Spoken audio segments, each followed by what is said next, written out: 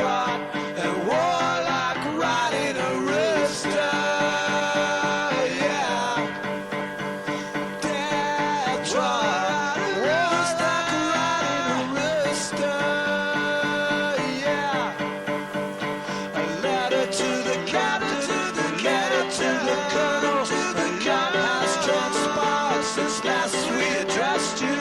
Strong bruise, the heart-stricken fingers of Toledo. Yeah. Storm bruise, the heart-stricken fingers of Toledo. I'm waiting for the signal, the promise from the troopers, the chasing of the scarecrow. Last night I knew Deathtrot, Warlock riding a rooster. Warlock riding a rooster. Warlock riding a rooster. I never really start with anything straight out of my imagination. It's always really important for me to start with something that already exists. The goal is to make a good abstract painting. And in my opinion, that's also like the hardest thing there is to do in painting.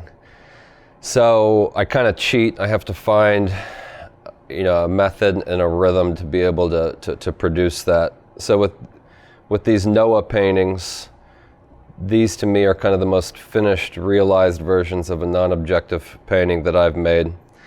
I start with an image of a drawing that my brother drew of me 3 days after I was born. It doesn't really have to do with childhood, just the fact that this was something that I was always really familiar with looking at in the house I grew up. It was hanging up, in the same room as plenty of other artwork, but it was just as familiar to me as like a grandfather clock would be. I made paintings of this, blown up for about a year. And then it led me to, I made a rubber stamp of the image, and it allowed me to create a pattern with it. By doing that and overlapping these pieces, I ended up with a lot of little tight details that really, called my name to paint it. It really became what I wanted it to do as far as taking a real thing, and by just that use of pattern, it started to make it abstract. Going over and over again, I got to even a bigger pattern, overlaying it countless times. And one thing I try to do when it comes to the paintings of it is I stick, really to the grid. There's nothing free-formed about it. I really have to paint it line for line. So every eyeball and hand and toe, all those things are in here, and it's important that they're all there. I want to make these big gestural, abstract paintings, but I can't allow myself to have that kind of freedom.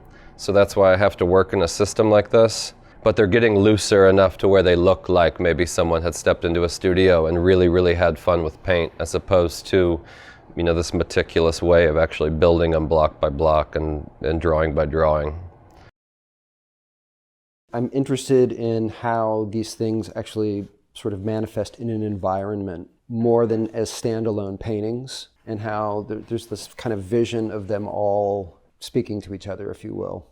The idea with the opportunity to show these paintings, I want to put as much into it as I possibly can. And because I think of a pattern and symmetry and all these things, and even a grid as very abstract ideas, the pattern speaking here mostly, by turning that into a wallpaper, it really blurs the whole connection of all of it. I want to put just as much into one painting as you can. If you have the opportunity to do that to a whole space, then why not?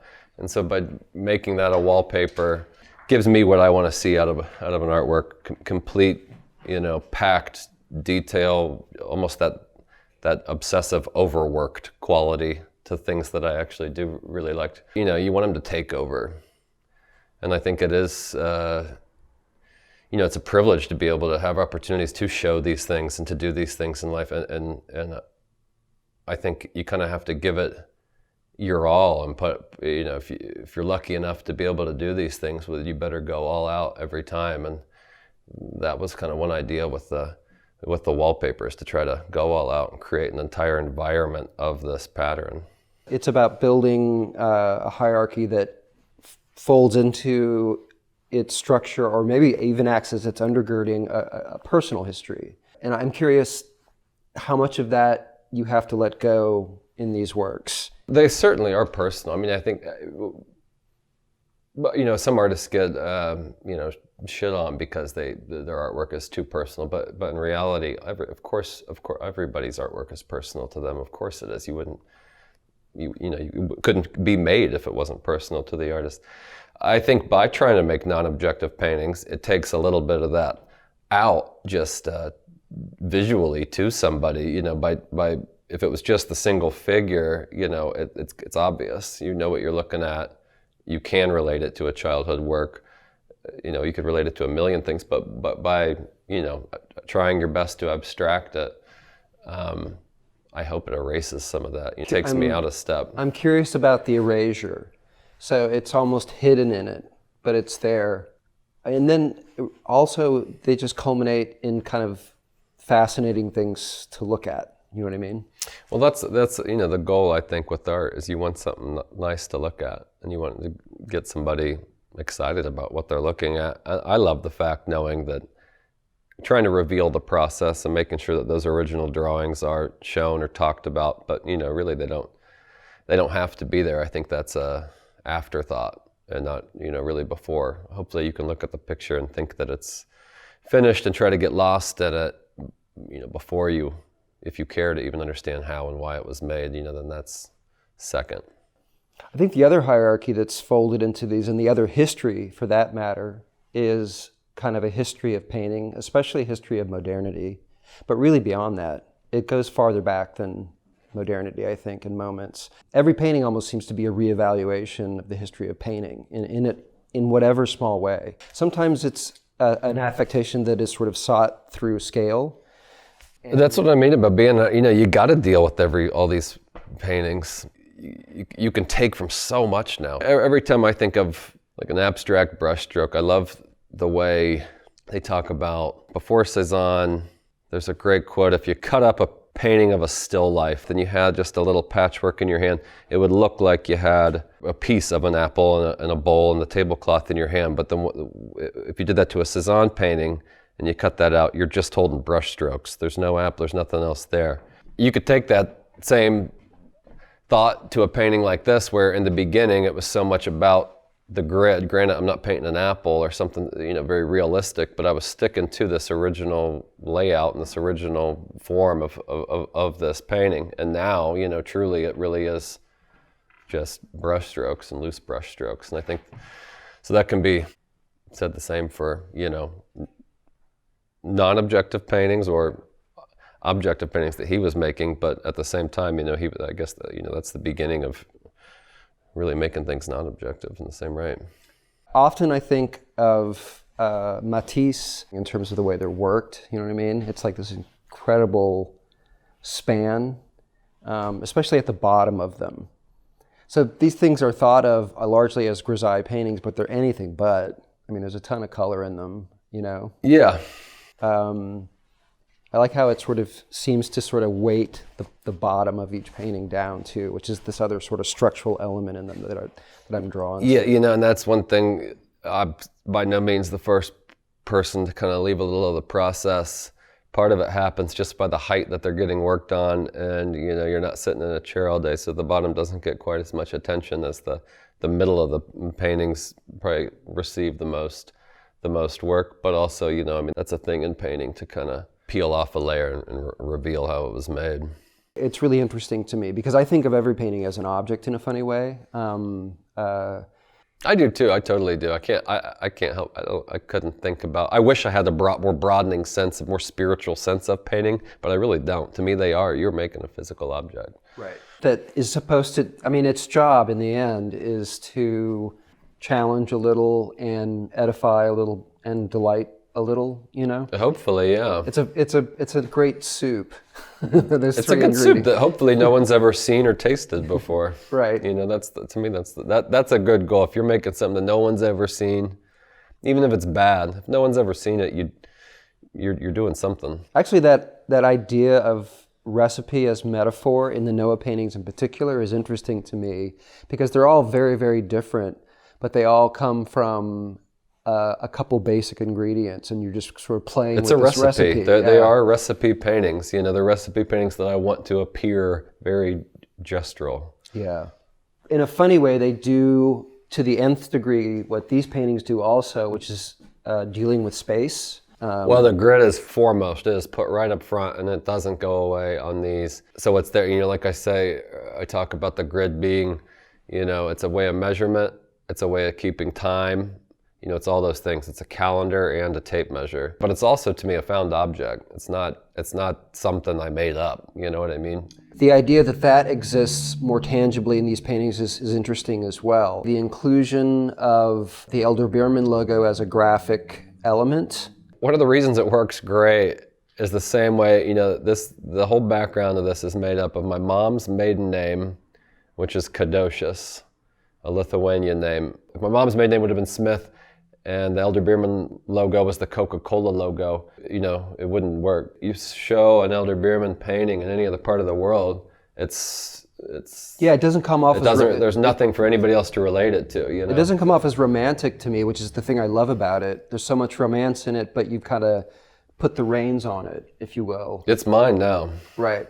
I could decode your paintings for a long time, you know? Well, it's good. You know, I hope that's what people can. I hope people think and decode them very differently than I ever would. And by using things that no one knows what they are, like that, you know, abstract words, if I'm not around to explain it, you know, I should hope that there's nothing left to do but decode it on your own, or take your own, you know, meaning from it. I'm also curious if you see process-wise these as an inversion of these.